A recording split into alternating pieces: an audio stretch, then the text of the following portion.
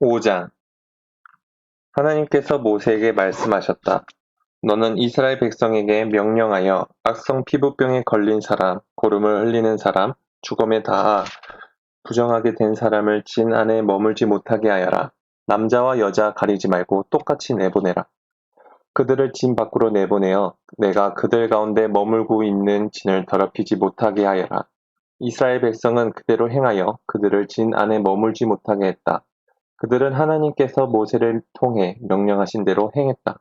하나님께서 모세에게 말씀하셨다. 너는 이스라엘 백성이 이렇게 일러주어라. 남자든 여자든 어떤 잘못을 저질렀으면 그 사람은 하나님과의 신뢰 관계를 끊는 것이므로 유죄다. 그는 반드시 자기 잘못을 고백해야 한다. 또한 그는 피해자에게 전액을 보상하고 거기에 5분의 1을 더해서 갚아야 한다. 그러나 피해자에게 보상을 받을 가까운 친척이 없으면 그 보상은 하나님의 것이므로 속죄에 쓰는 순양과 함께 제사장에게 주어야 한다. 이스라엘 백성이 제사장에게 가져오는 거룩한 제물은 모두 제사장의 것이다. 각 사람이 가져온 거룩한 제물은 그 사람의 것이지만 일단 제사장에 준 것은 제사장의 것이 된다. 하나님께서 모세에게 말씀하셨다. 이스라엘 백성에게 이렇게 일러 주어라. 한 남자의 아내가 바람을 피우고 남편을 배신한 채 다른 남자와 잠자리를 같이 하여 자기 몸을 더럽혔는데도 남편이 그 사실을 전혀 알아채지 못했다고 하자. 목격자도 없고 현장에서 잡힌 것도 아닌데 남편이 질투심에 사로잡혀 자기 아내가 부정하다고 의심할 경우 또는 아내가 결백한데도 남편이 근거 없는 질투심에 사로잡혀 의심할 경우 남편은 자기 아내를 제사장에게 데려가야 한다. 그는 자기 아내를 위해 보리가루 2리터를 제물로 가져가야 한다. 그 제물에는 기름을 부어서도 안 되고 향을 섞어서도 안 된다.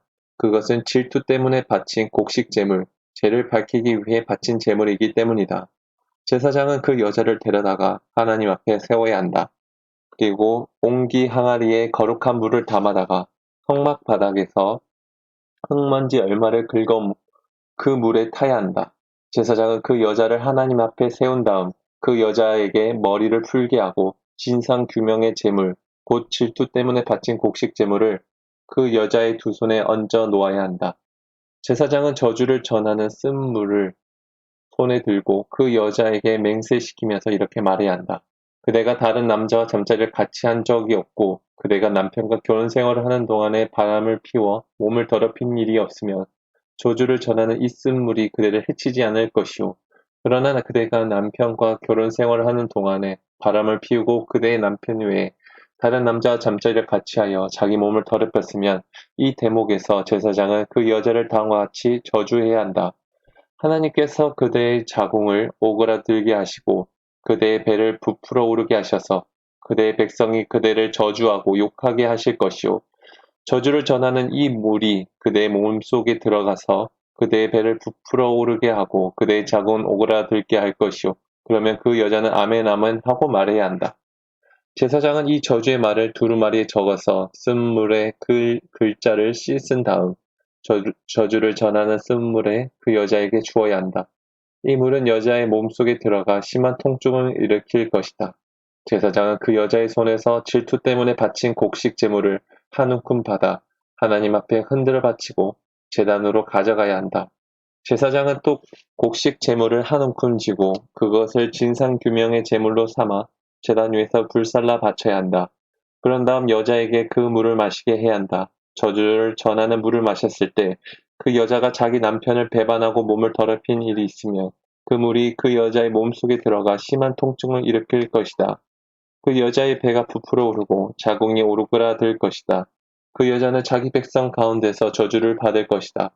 그러나 그 여자가 자기를 몸을 더럽힌 일이 없고 결백하면 자신의 오명을 씻고 아이도 가질 수 있게 될 것이다. 이것은 질투에 관한 법으로 한 여자가 남편과 결혼 생활을 하는 동안 바람을 피우고 자기 몸을 더럽혔거나 남편이 아내를 의심하여 질투심에 사로잡혔을 경우에 적용되는 법이다. 제사장은 그 여자를 하나님 앞에 세우고 이 모든 절차를 그 여자에게 적용해야 한다. 그러면 남편은 죄를 면하고 그 여자는 자기 죄값을 치르게 될 것이다.